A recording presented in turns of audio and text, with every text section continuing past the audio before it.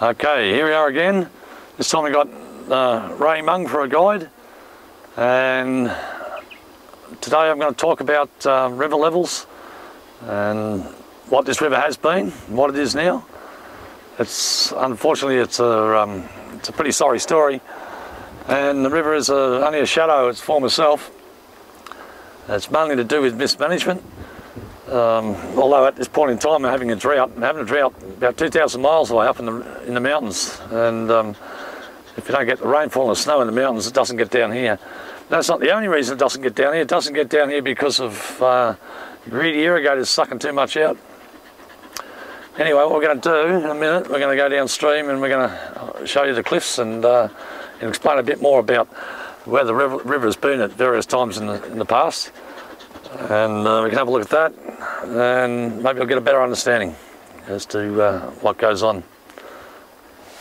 Okay, so what I'm going to do now is fire up the old motor, back out, and we'll head downstream. Talk to you then.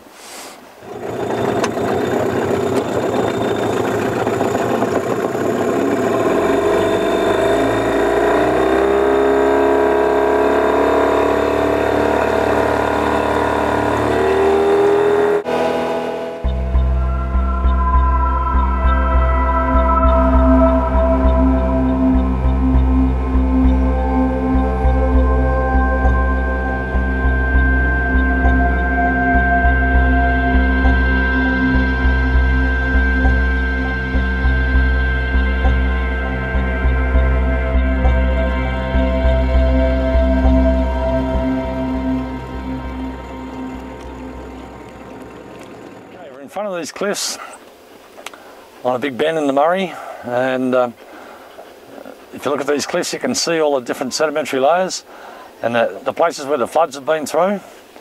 These cliffs hundreds of millions of years ago were under a vast inland sea, which has receded, and now what's left has been carved out by the channel of the river.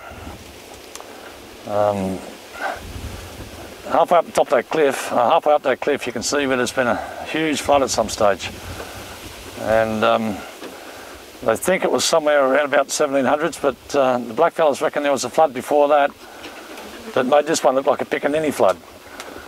1956 is about halfway up that cliff, and the last recorded measurement on the cliff face is 1993, which is about 15 years ago.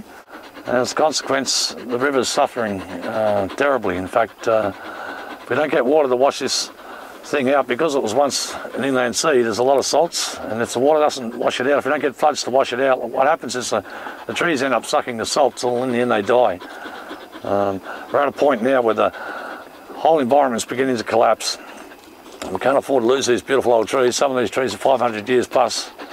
And white man's only been in this country for, or this part of the country for 120 years, and in that time he's pretty well wrecked it.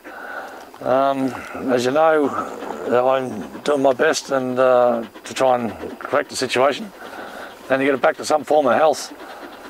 We've got a big job and a long way to go, but we've got to start somewhere, and at this point in time I do feel as if it's starting to turn. People are starting to listen. Hopefully it's not too late, but we've got to act fast, because there won't be anything here in the future. It's my intention, at least, to make sure that there's still something here for the next generation and the generations after that.